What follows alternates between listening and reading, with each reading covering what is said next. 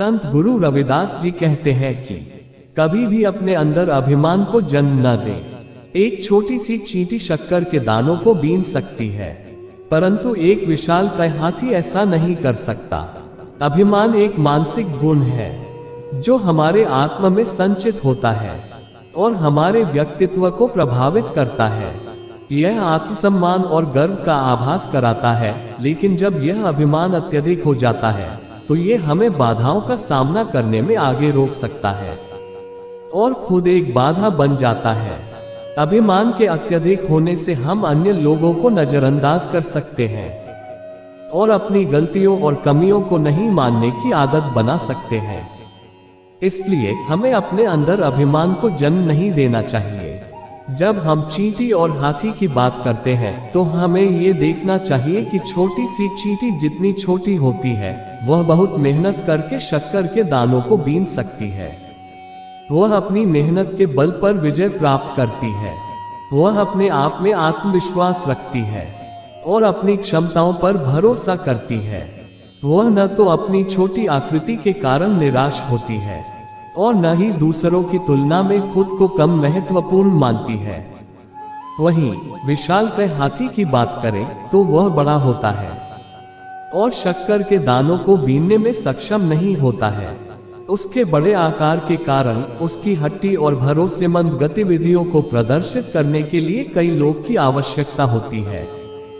हाथी अपने आप में मानवीय बुद्धिमत्ता और सामर्थ्य के अभाव में परेशान हो सकता है।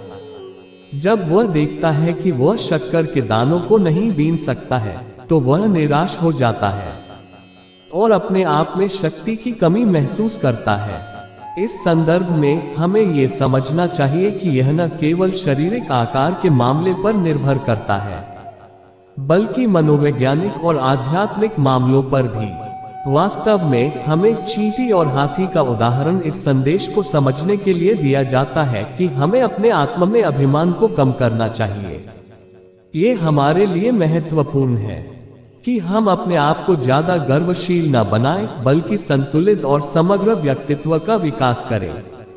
अभिमान न केवल हमारे व्यक्तित्व को प्रभावित करता है, बल्कि यह हमारे सामाजिक संबंधों, पेशेवर विकास में और आत्मसंवाद में भी सामर्थ्य पैदा कर सकता है। जब हम अभिमान में जीने लगते हैं तो हम अपने आप को अन्य लोगों से अलग और उच्चतर महसूस करने लगते हैं। ये हमारे संबंधों में दूरी पैदा कर सकता है और अवसरों को छोटा कर सकता है। एक संतुलित और स्वस्थ मनोवृत्ति का विकास करने के लिए हमें अभिमान को नियंत्रित करना चाहिए। ये कुछ महत्वपूर्ण सिद्धांतों का पालन करके संभव है। संवेदनशीलता और संयम। हमें अपने संवेदनशीलता को समय समय पर संयमित करना चाहिए। जब हम अधिक अभिमान बनाने के लिए संवेदनशीलता को उपयोग करते हैं तो हम अपने आप को विक्षुब्ध, अस्थिर और दुर्बल बनाते हैं। हमें अपनी भावनाओं को नियंत्रित करना सीखना चाहिए और एक स्थिर मानसिक स्थिति बनाए रखने के लिए साधनाएं जैसे ध्यान और ध्यानाभ्यास का उपयोग करना चाहिए। स्वीकार्य और वास्तविकता। हमें स्वीकार करना चाहिए कि हम सभी मनुष्य हैं और हमारे पास अलग अलग क्षमताएं और प्रतिभाएं हो सकती हैं। अपने आप को दूसरों से सीधा या उच्चतर नहीं मानना चाहिए, बल्कि हमें वास्तविकता को स्वीकार करना चाहिए और अपनी क्षमताओं का सही मूल्यांकन करना चाहिए। सहजता और समर्पण। हमें सहजता और समर्पण का अभ्यास करना चाहिए। जब हम दूसरों के साथ सहजता से संवाद करते हैं और अपनी अभिज्ञता और योग्यता को साझा करते हैं तो हम अपने आप को और अन्य लोगों को संपूर्णता और समानता के भाव से देखने में सक्षम होते हैं। हमें समृद्ध सामाजिक संबंधों का विकास करना चाहिए और यह समझना चाहिए कि हम सभी एक ही मानवीय परिवार के हिस्से हैं। स्वयं विश्वास और स्वाधीनता। हमें स्वयं विश्वास और स्वाधीनता को संवाद में लाना चाहिए। हमें अपने क्षमताओं, संप्रभुताओं और समर्पण के प्रतीक्षा और अपेक्षा से पार निकलना चाहिए। हमें अपने लक्ष्य तक पहुंचने के लिए स्वयं विश्वास रखना चाहिए और स्वतंत्रता के साथ अपने निर्णयों को लेने का साहस रखना चाहिए। हमें ये समझना चाहिए कि हमारी मान्यताएं, सोच और योग्यताएं महत्वपूर्ण हैं और हमें अपनी स्वतंत्रता को बनाए रखने की आवश्यकता है। निरंतर समाधान। हमें निरंतर समाधान का अभ्यास करना चाहिए।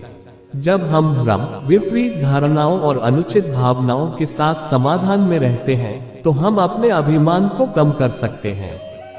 हमें चुनौतियों और परिस्थितियों को स्वीकार करना चाहिए और उन्हें सकारात्मकता के साथ निपटने की क्षमता विकसित करनी चाहिए। इन सिद्धांतों का पालन करके हम अपने अभिमान को संतुलित रख सकते हैं और सही मापदंडों पर अपनी स्थिति का मूल्यांकन कर सकते हैं। इससे हमें बेहतर संबंध बनाने, संघर्षों को सफलतापूर्वक पार करने और अपने स्वयं को समृद्ध और संतुलित बनाने में मदद मिलेगी। इसलिए हमें कभी भी अपने अंदर अभिमान को जन्म नहीं देना चाहिए, बल्कि उसे संतुष्टि, स्वीकृति और विकास के माध्यम के रूप में उपयोग करना चाहिए। हमें अपने स्वभाव को समायोजित करने के लिए हमारे आत्मविश्वास का उपयोग करना चाहिए, लेकिन साथ ही हमें हमारे संबंधों में विनम्रता, सहभागिता और समानता को आदर्श बनाना चाहिए। अगर आपको हमारी वीडियो अच्छी लगती है तो लाइक करें, हमारे चैनल को सब्सक्राइब करें और ज़्यादा से ज़्यादा शेयर करें। धन्यवाद।